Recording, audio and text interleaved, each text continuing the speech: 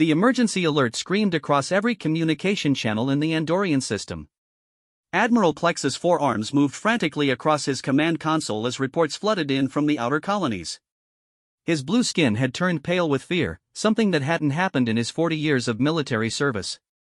"Sir, the Zarathi war fleet has broken through our defensive line," reported Commander Voss, her voice shaking. "They've deployed the Warbeast." Plex felt his heart skip a beat. The Warbeast was legend made real, a creature so terrifying that most civilized species refused to speak of it.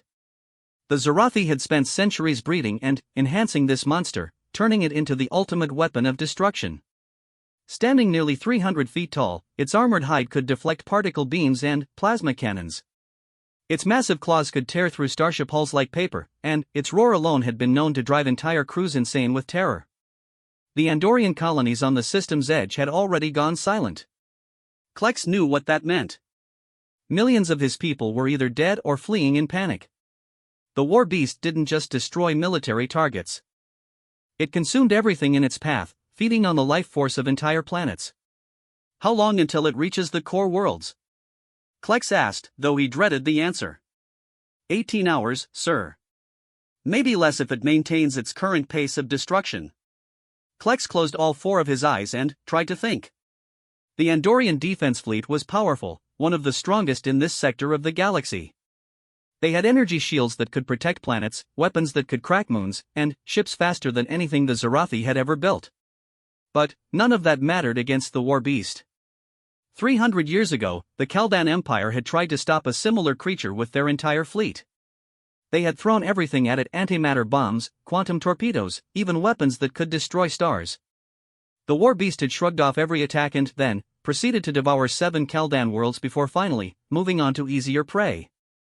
"Sir, we're receiving transmission requests from every major power in the sector," Voss reported. "The Hegemony, the Trade Federation, even the Crystalline Collective. They all want to know our defensive plans." Plex laughed bitterly. "Our plans?" "Our plans are to die bravely and hope the Warbeast gets full before it reaches their territories."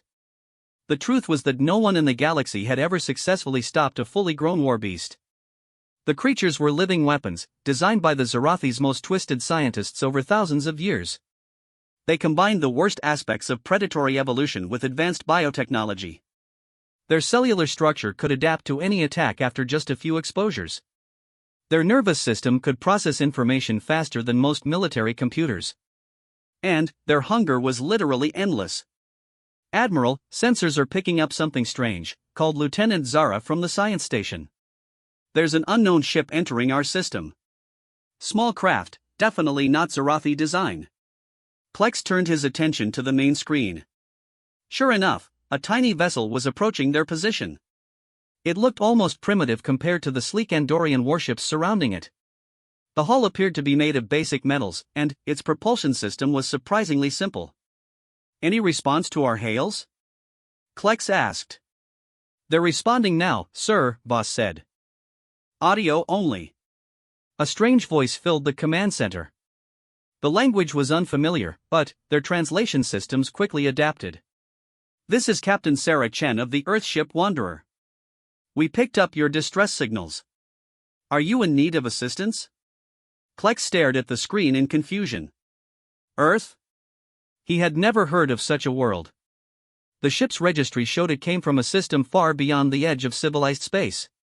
What were these creatures called humans doing in Andorian territory?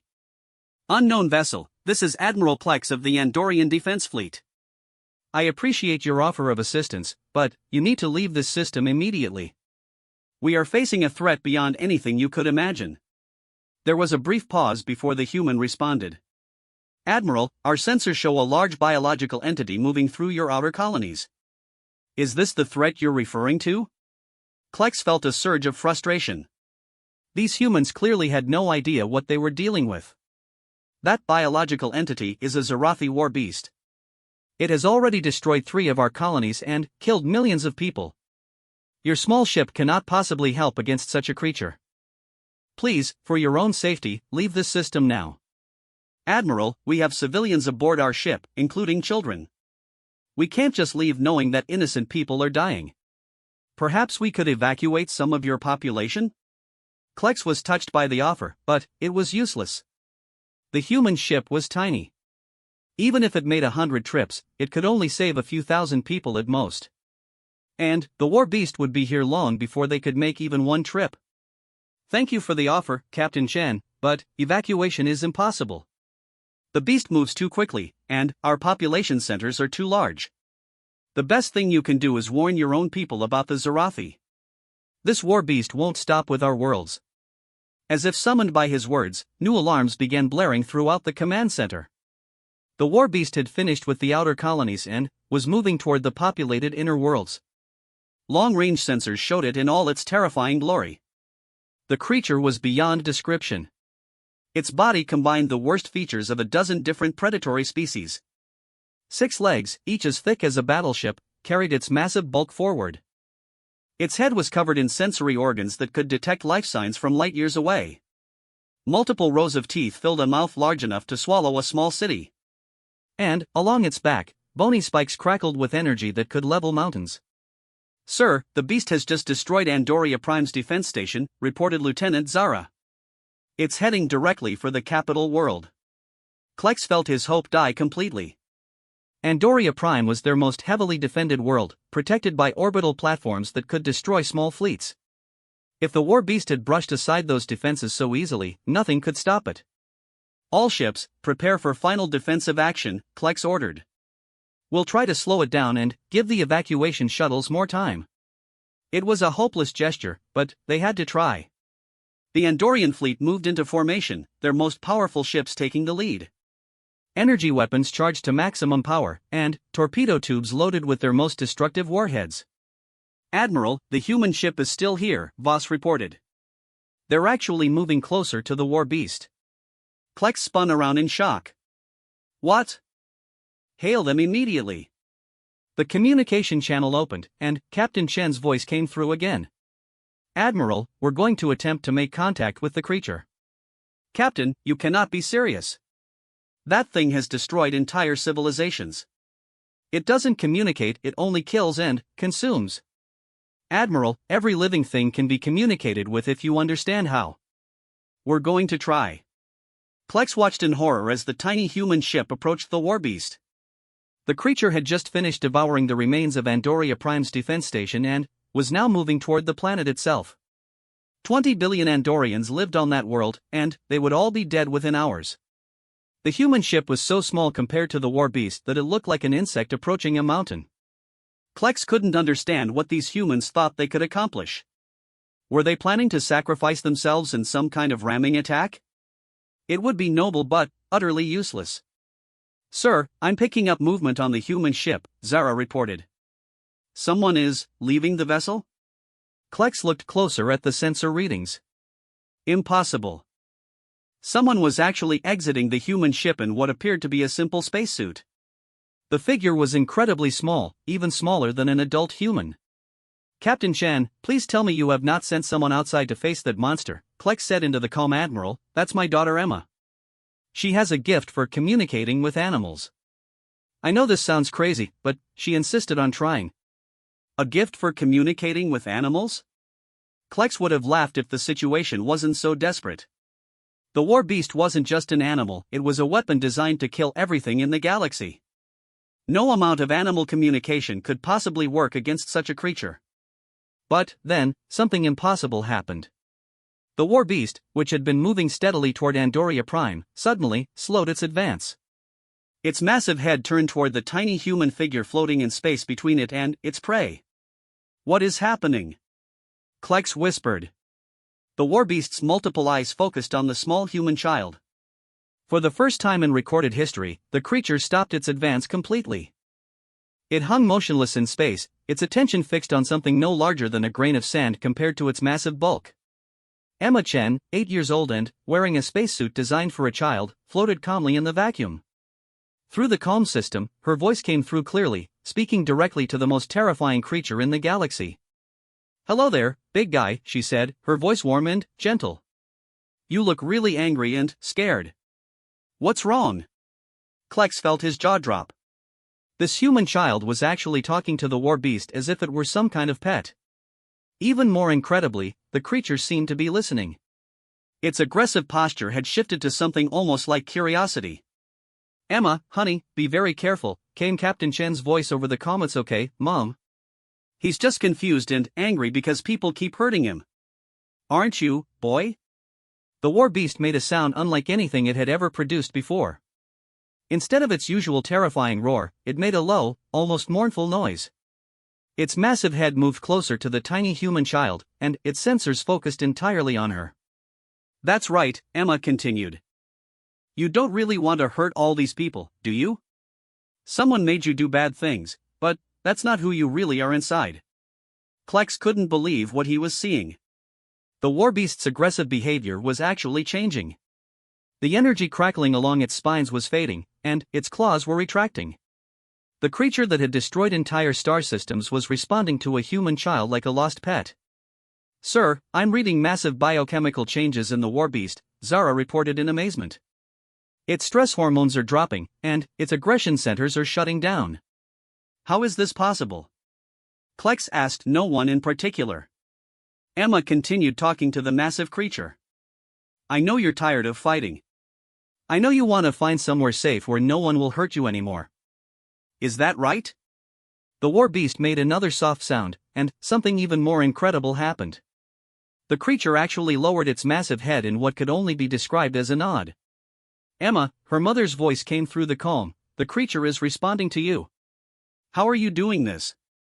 He's not really a monster, Mom. He's just been hurt so many times that he forgot how to be anything else. But underneath all that anger, he's still just a scared animal who wants to be loved."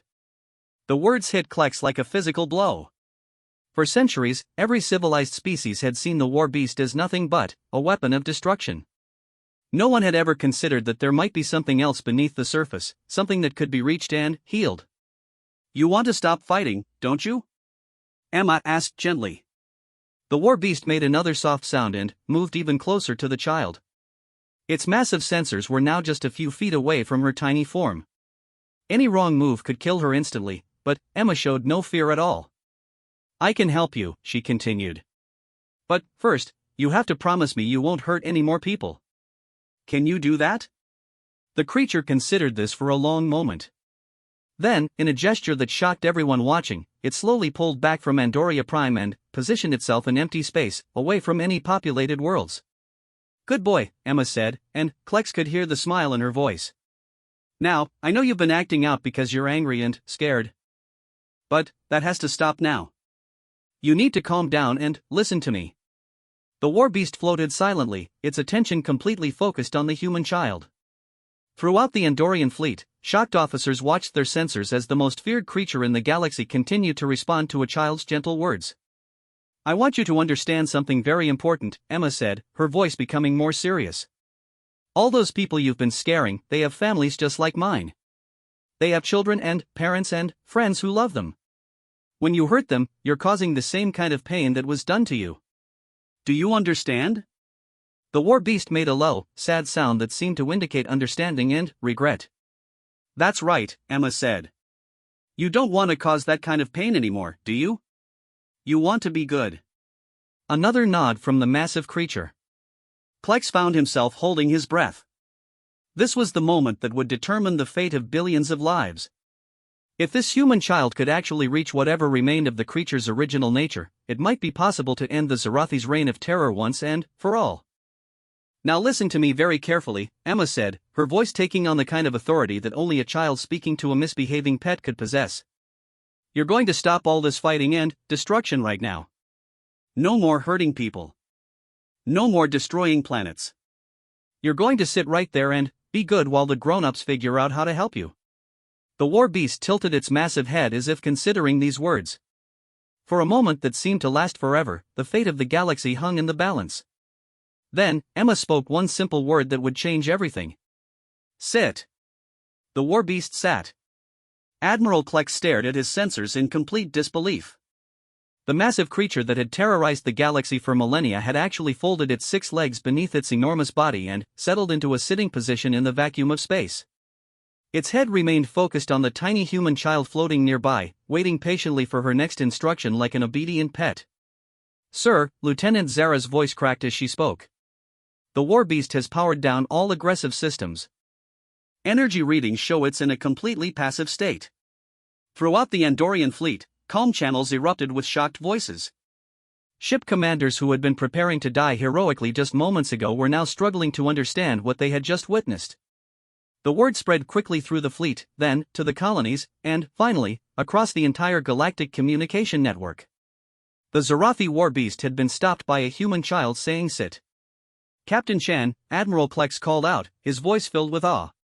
Your daughter has just accomplished something that every military force in the galaxy has failed to do for 3 centuries. How is this possible? Sarah Chen's voice came through the calm, and Plex could hear the mixture of pride and worry in her tone. Admiral, Emma has always had a special way with animals. Even as a baby, she could calm the most aggressive creatures just by talking to them. But, this is beyond anything we've ever seen. Emma's voice joined the conversation, still speaking with the casual confidence of a child who had just corrected a misbehaving puppy. It wasn't that hard. He just needed someone to listen to him. The Zarathi have been hurting him for so long that he forgot how to be anything except angry. From his command chair, Plex watched as reports flooded in from across the galaxy. The news of what had happened in the Andorian system was spreading at light speed, and the response was immediate and overwhelming. Every major government, military force, and scientific institution was demanding details. Sir, we're receiving priority communications from the Galactic Council, reported Commander Voss. They want to speak with you immediately. Put them through, Plex replied, though he had no idea what he was going to tell them. The holographic projector activated, showing the emergency session of the Galactic Council.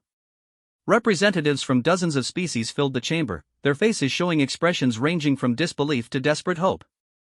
At the center of the projection stood High Chancellor Morkith, an ancient being whose species had been among the first to suffer from Warbeast attacks. Admiral Plex, Chancellor Morkith's voice carried the weight of authority built over centuries of leadership. We have received reports that cannot possibly be accurate. Please clarify the situation in your system. Plex took a deep breath before responding. Chancellor, the reports are accurate. A human child has successfully pacified the Zarathi Warbeast using nothing but verbal communication. The creature is currently in a passive state and has ceased all aggressive actions. The chamber erupted in chaos. Representatives shouted questions in dozens of languages while others argued about the impossibility of what they were hearing. Chancellor Morkith called for order several times before the noise finally died down. Admiral, the Chancellor continued, you are asking us to believe that a single child from an unknown species has accomplished what our combined military forces could not achieve with weapons capable of destroying star systems. I understand your skepticism, Chancellor.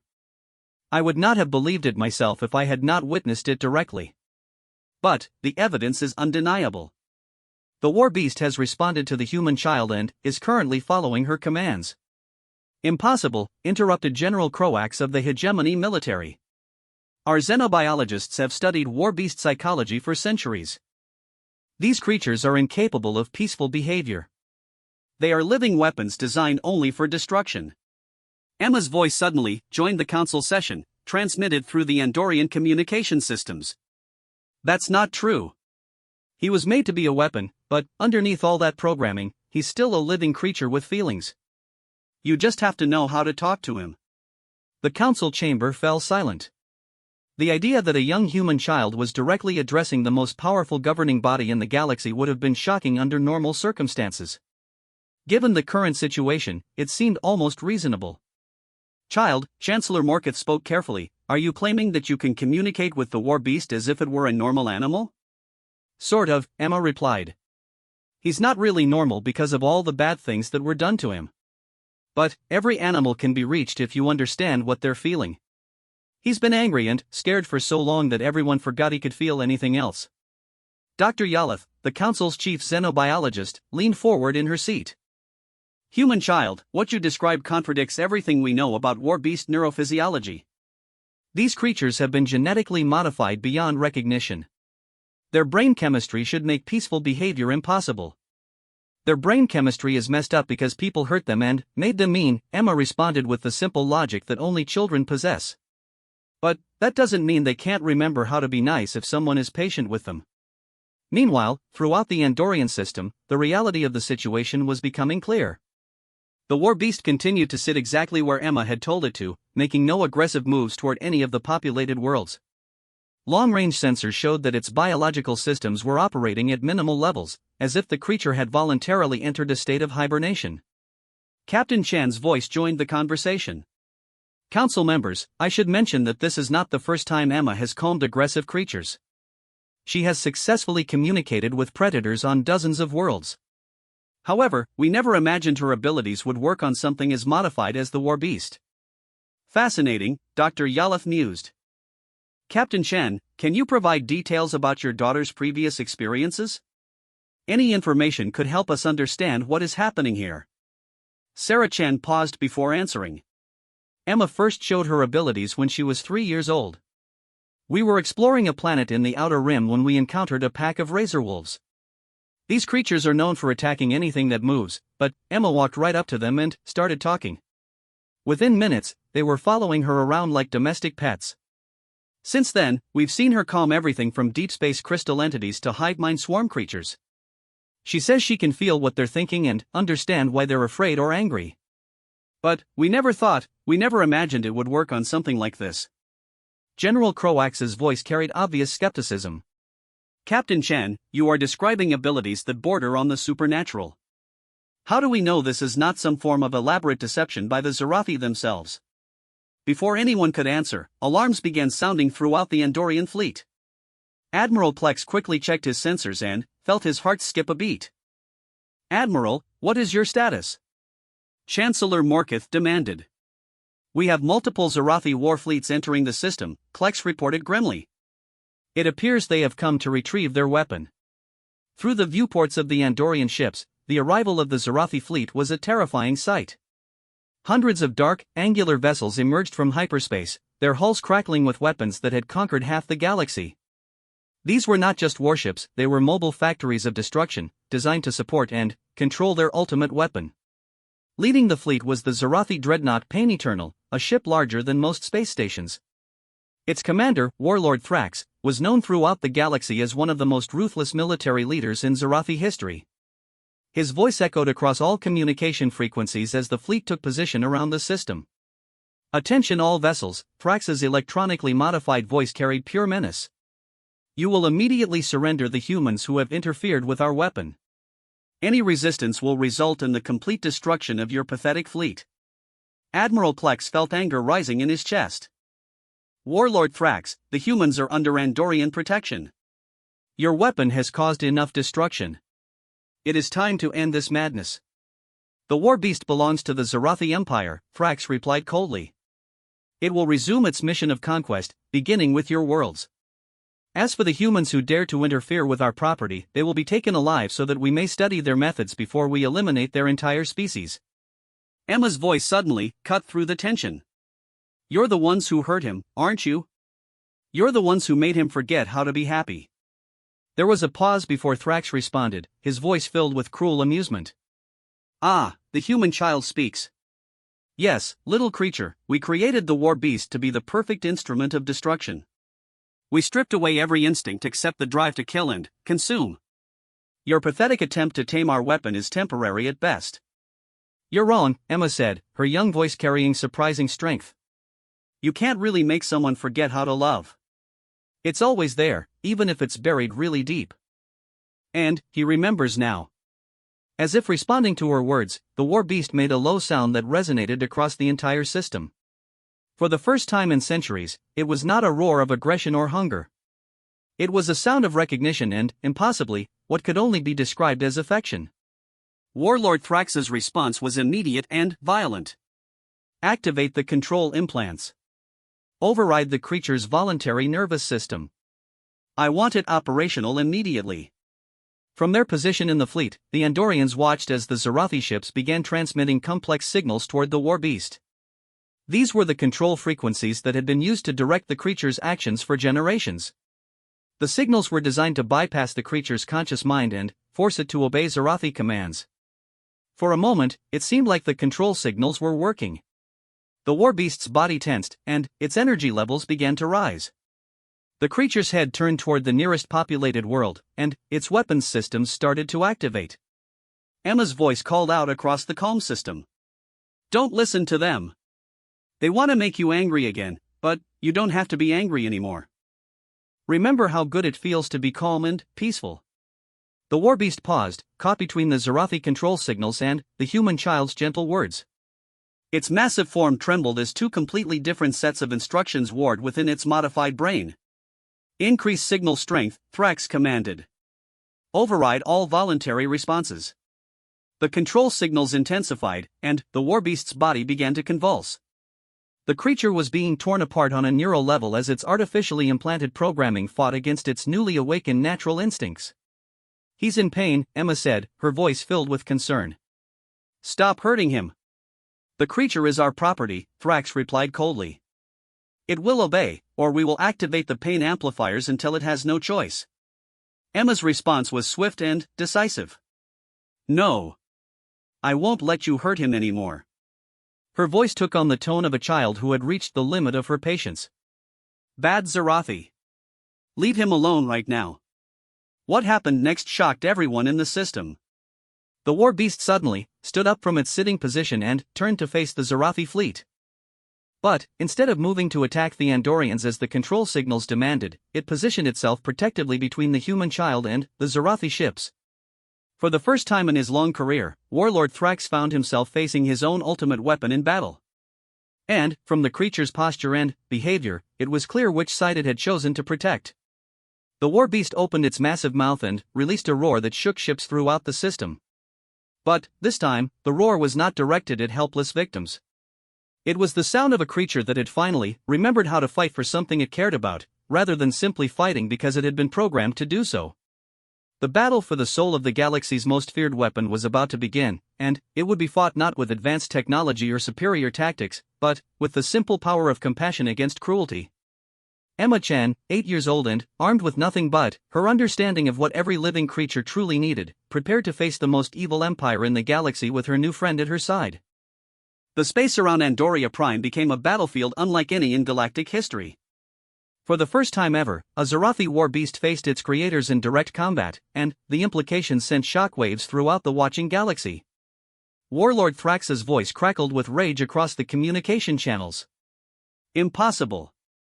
The control implants cannot fail. Begin immediate neural override procedures. I want that creature back under our control within the hour. The Zarathi fleet spread into attack formation, their dark ships bristling with weapons designed specifically for controlling their living weapon. Energy beams lanced out toward the Warbeast, but these were not meant to destroy. Instead, they carried neural disruptor frequencies intended to overwhelm the creature's nervous system and force it back into submission. The Warbeast absorbed the first wave of control beams without flinching. Its massive form shuddered as the signals attempted to override its voluntary brain functions, but the creature remained steadfastly positioned between the Zarathi fleet and the small human child floating nearby. It's not working, reported Science Commander Zelt from the Zarathi flagship. The creature's neural patterns have changed. The control frequencies are being rejected by its primary consciousness centers. Emma's voice carried across the battle zone with remarkable calm for someone her age. You can fight it, she encouraged the Warbeast. You're stronger than their mean machines. Don't let them control you anymore. Admiral Klex watched in amazement as the creature responded to the child's words. Despite the increasing intensity of the Zarathi control signals, the Warbeast's posture remained protective rather than aggressive. Its sensors stayed focused on the threats to Emma rather than scanning for targets to destroy. Admiral, Commander Voss whispered in awe, the creature is actively resisting its programming. Our xenobiologists said this was impossible. Many things have been proven impossible today, Klex replied, never taking his eyes off the unprecedented scene before them. Dr. Yalatha's voice joined the communication from the Galactic Council session, which was still ongoing. The neural patterns we're detecting are extraordinary. The Warbeast appears to have developed new brain pathways that bypass its artificial programming entirely. This level of psychological evolution should take generations, not minutes. Warlord Thrax's patience finally snapped. If neural control fails, we will use physical force. All ships, target the Warbeast with maximum firepower. We will recapture our weapon or destroy it to prevent enemy use. The Zarathi fleet opened fire with weapons that could level continents. Particle beams, plasma cannons, and quantum torpedoes filled the space around the Warbeast with destructive energy. These were not the control beams used earlier, these were weapons designed to cause pain and damage until the creature submitted to Zarathi authority. The Warbeast roared as the first weapons struck its armored hide. But, instead of the usual shriek of mindless rage that had terrified civilizations for centuries, this roar carried something different. It was the sound of a creature defending something precious to it. Emma's small voice called out over the noise of battle. "I'm right here with you. You're not alone anymore." The child's words seemed to give the Warbeast new strength. It began moving through the Zarathi fire with purpose and intelligence rather than the mindless aggression it had shown in previous battles. Its massive claws swept through space, destroying Zarathi missiles before they could reach their targets. Its energy spines, which had once been used only for destruction, now created protective barriers around the human child. "Fascinating," Dr. Yalath observed. "The creature is using its abilities defensively for the first time in recorded history. It's protecting the child rather than attacking randomly." Captain Chen's voice joined the conversation, filled with maternal concern. "Emma, honey, you need to get back to the ship. This is too dangerous." "I can't leave now, Mom," Emma replied with the stubborn determination that only 8-year-olds possess. "He needs me. If I go away, the bad feelings might come back." The battle continued to escalate as more Zarathi ships arrived from hyperspace. Warlord Thrax had called in reinforcements from across the sector, and soon nearly 1,000 Zarathi vessels surrounded the Andorian system. Their combined firepower was enough to destroy entire star systems, all focused on recapturing or destroying their former weapon. But the Warbeast had learned something in its brief time with Emma that changed everything about how it fought. Instead of blindly attacking everything in sight, it began using tactical intelligence. It targeted Zarathi ships in order of threat level, prioritizing those that posed the greatest danger to the human child. Its movements became coordinated and purposeful rather than random and chaotic. "This is impossible," muttered Science Commander Zelk as he watched his instruments. "The creature is displaying tactical awareness beyond our most optimistic projections. It's acting like a sentient being rather than a programmed weapon." Emma continued to encourage her new friend throughout the battle. "That's it. You're so smart. Show them that you can think for yourself now." The Warbeast responded by demonstrating abilities that the Zarathi had never seen before. Instead of simply absorbing enemy fire, it began predicting attack patterns and moving to avoid damage. Its energy spines, normally used for indiscriminate destruction, created precise barriers that protected both itself and the human child while allowing it to continue fighting.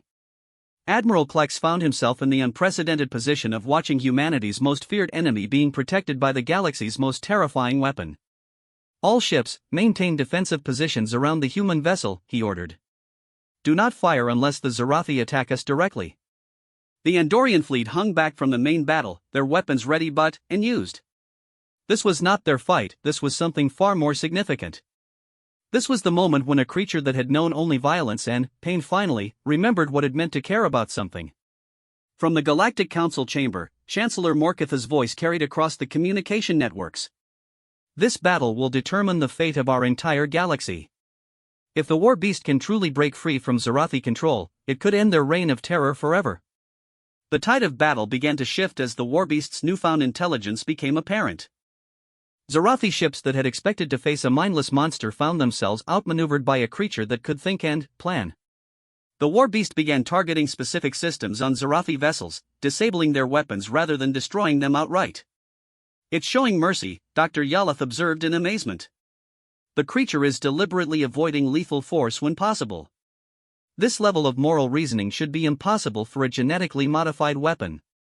Emma's influence on the battle became even more direct as she continued to guide her friend. "You don't have to hurt them badly," she said.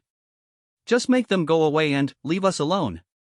The Warbeast adjusted its tactics accordingly, focusing on disabling Zarathi ships rather than destroying them. Its precise attacks left enemy vessels helpless but intact, their crews alive but unable to continue fighting. Warlord Thrax watched his fleet being systematically disabled by his own ultimate weapon and felt something he had never experienced before in his long career of conquest: genuine fear. The Warbeast was not only free from Zarathi control, but it was fighting with an intelligence and purpose that made it more dangerous than ever before. Sir, Science Commander Zelk reported nervously, we've lost over 300 ships. The creature is targeting our control systems with surgical precision. It knows exactly how to disable our vessels without destroying them completely. How is it possible for that thing to show such restraint? Thrax snarled. We bred all mercy out of its genetic code generations ago. Through the communication channels, Emma's young voice continued to encourage the Warbeast. You're doing great. See how much better it feels to help people instead of hurting them? The creature responded with a sound that would have been impossible just hours earlier, something that could only be described as contentment. For the first time in its existence, the Warbeast was fighting for protection rather than destruction, and the difference was transforming its very nature. Admiral Klex coordinated with the Galactic Council as reports flooded in from across the galaxy. Chancellor Morketh, I'm receiving confirmations from 17 different sectors. Every Zarathi fleet is withdrawing from active combat zones. They're all heading back toward this system. They're abandoning their conquest campaigns, the Chancellor asked in disbelief. It appears so. Without their ultimate weapon, they cannot maintain their aggressive expansion. They're consolidating all forces to deal with this situation. Dr. Yalatha's voice carried excitement and fear in equal measure.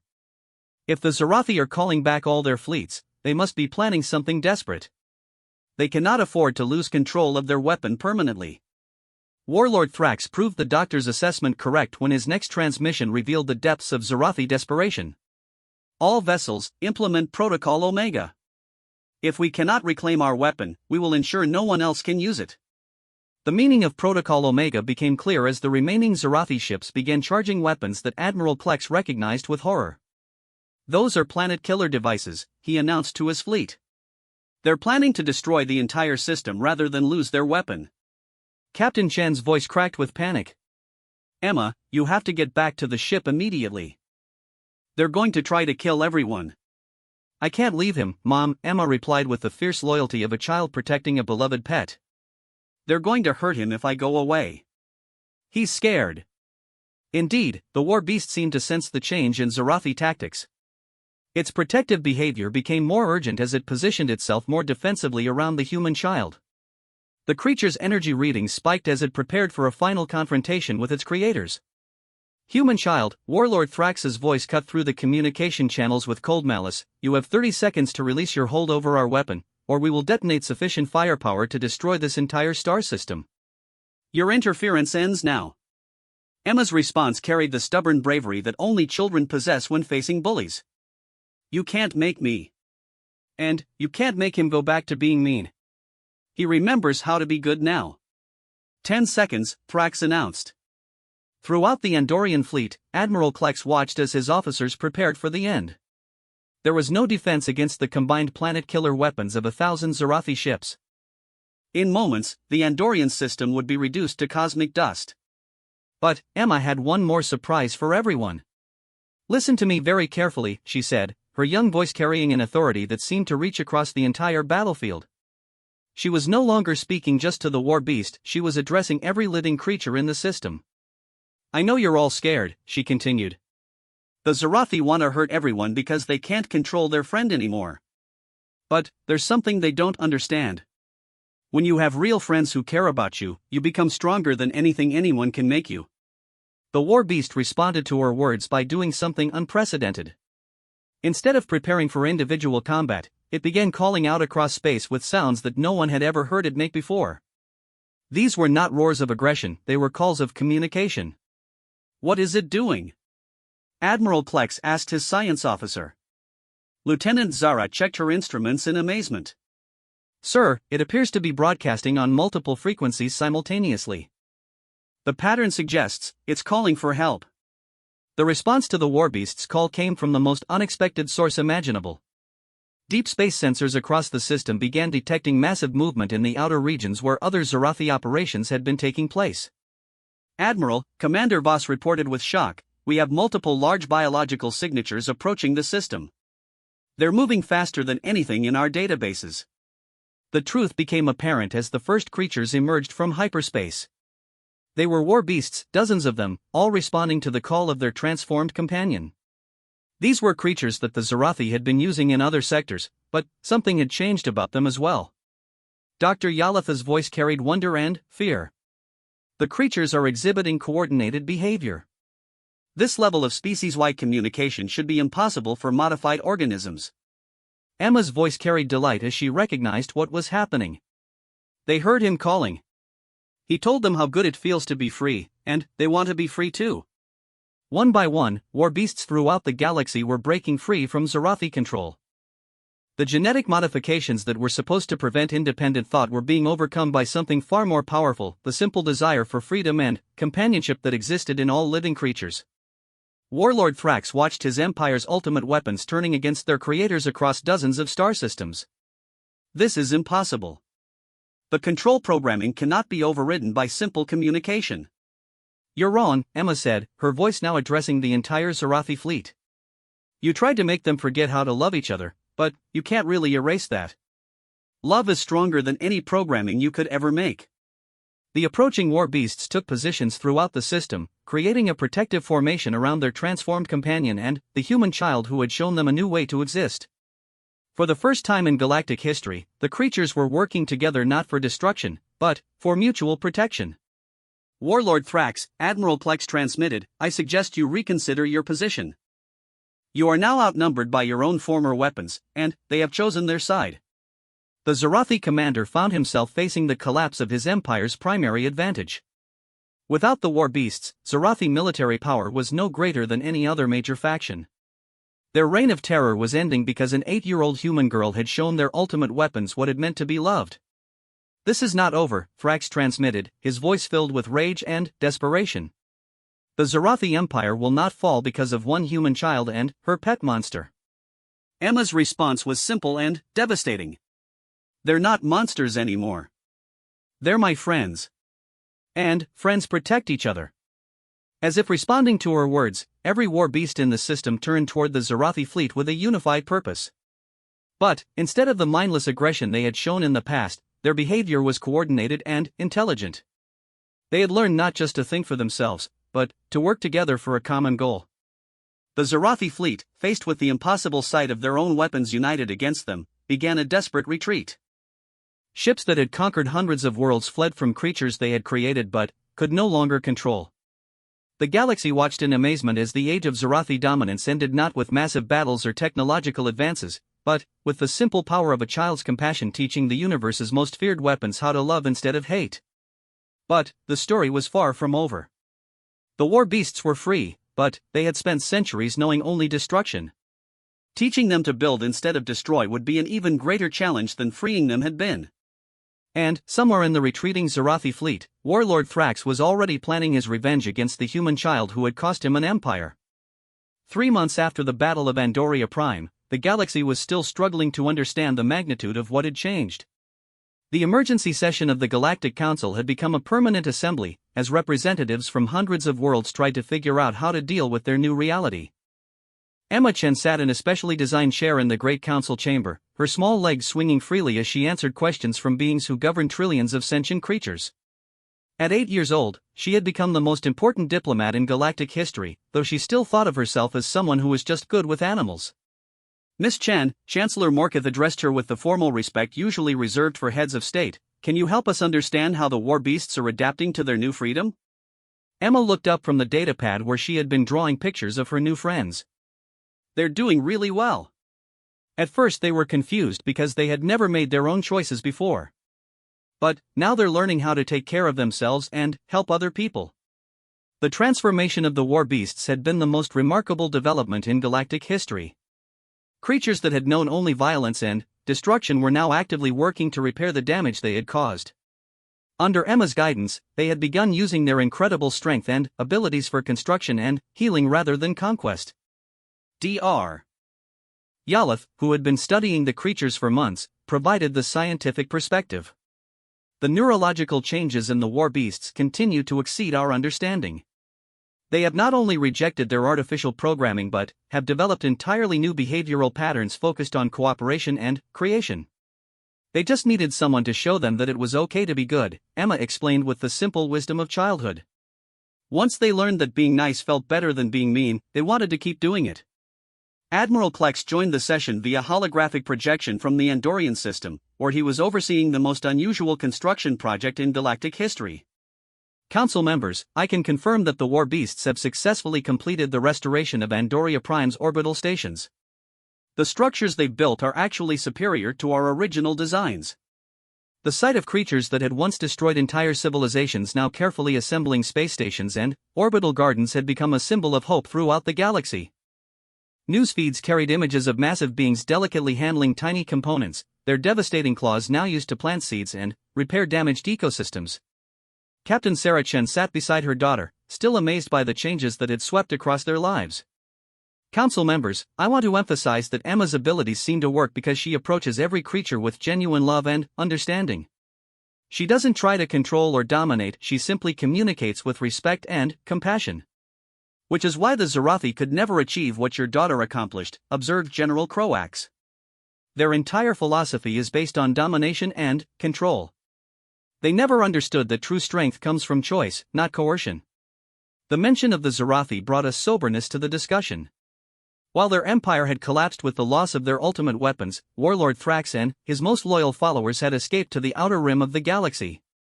Intelligence reports suggested they were developing new weapons and seeking revenge against the human child who had cost them their dominion. Emma, Chancellor Morketh said gently, we know that the Zarathi leadership escaped and may try to harm you and your family. We can provide protection and security for you anywhere in the galaxy. Emma considered this seriously, as she did all important decisions. Thank you, but I think I need to stay where my friends can find me. They still get scared sometimes, and they need to know I'm here if they need help. It was true that the Warbeasts, despite their newfound independence, still looked to Emma for guidance and comfort. They had formed an unprecedented bond with the human child, treating her as a combination of teacher, friend, and beloved family member. When they faced difficult decisions or emotional challenges, they would seek out Emma's gentle wisdom. The practical implications of this relationship had revolutionized galactic society. The Warbeasts had become the most effective peacekeeping force in history, but only because they chose to protect and serve rather than being forced to do so. Their voluntary cooperation had made them far more effective than they had ever been as weapons. The economic implications alone are staggering, reported Trade Federation Representative Valkys. Worlds that were devastated by Warbeast attacks are now being rebuilt by the same creatures that destroyed them. Construction projects that would have taken decades are being completed in weeks. Emma smiled at this news. They feel really good about fixing things they broke. It helps them remember that they can choose to help instead of hurt. Dr. Yalef leaned forward with scientific curiosity. Emma, can you explain how you knew that the Warbeasts could change? Our analysis suggested that their genetic modifications made peaceful behavior impossible. Emma thought carefully before answering. I could feel that they were sad deep inside. Even when they were being really scary and mean, I could tell that they didn't like feeling that way.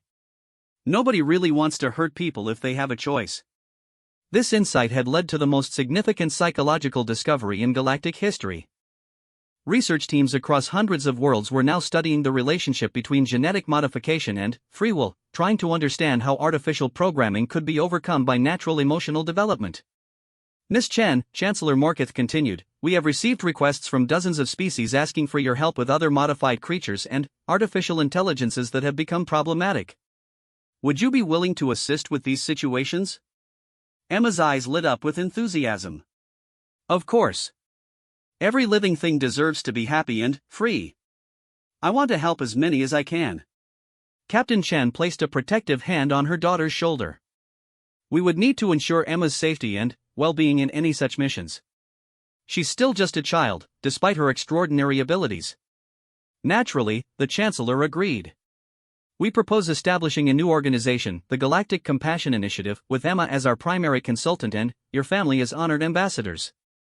You would have the full resources of the Council at your disposal. As the session continued, reports came in from across the galaxy about the continuing transformation. Former Zarathi slave worlds were being liberated by Warbeasts who remembered their own captivity. Aggressive artificial intelligences were learning to cooperate after Warbeast ambassadors shared their experiences of choosing freedom over programming. But, perhaps the most significant change was in how civilized species viewed the concept of power itself. The old model of control through force and fear was being replaced by something unprecedented to strength through compassion and cooperation. Emma's influence extended far beyond her work with the Warbeasts. Her simple approach of treating every creature with respect and understanding had inspired educational programs throughout the galaxy. Children across hundreds of worlds were learning that true strength came from helping others rather than dominating them. The session was interrupted by an urgent communication from the Outer Rim. Admiral Plex's image appeared with concerning news. Council members, our scouts have detected massive Zarathi ship movements in the Void Sector. Intelligence suggests Warlord Thrax is planning a direct assault on Emma and her family. Emma's response was immediate and confident. Don't worry about him. If he comes here, my friends will protect me. And maybe I can help him learn to be nicer too. The innocence of her statement highlighted the vast difference between humanity's approach and that of every other galactic civilization. Where others saw an enemy to be defeated, Emma saw a troubled being who might be helped. Emma, her mother said gently, Warlord Thrax has done terrible things to billions of people. Some beings might be too damaged to change. Emma considered this seriously. Maybe. But I won't know until I try. Everyone deserves a chance to choose to be good. As the council session ended, the galaxy faced an uncertain but hopeful future. The age of conquest and domination was ending, replaced by something that no one had thought possible, an era where the universe's most powerful beings chose cooperation over conflict because a human child had shown them that love was stronger than fear. In the months that followed, Emma Chen would face her greatest challenge yet, convincing the galaxy's most evil warlord that even he could choose redemption over revenge. But, for now, she was content to continue her work with her beloved friends, teaching the universe one creature at a time that every living being had the capacity for goodness if someone just took the time to help them find it. The little girl who had stopped a galactic war by saying Sid was just getting started on her mission to show the galaxy that the greatest power of all was the simple willingness to care about others. And, across the stars, former weapons of mass destruction continued their new lives as guardians and builders, proving every day that love truly could conquer even the darkest programming. The Warbeasts had learned to sit when asked. Now they were learning something even more important, they were learning to stand up for what was right.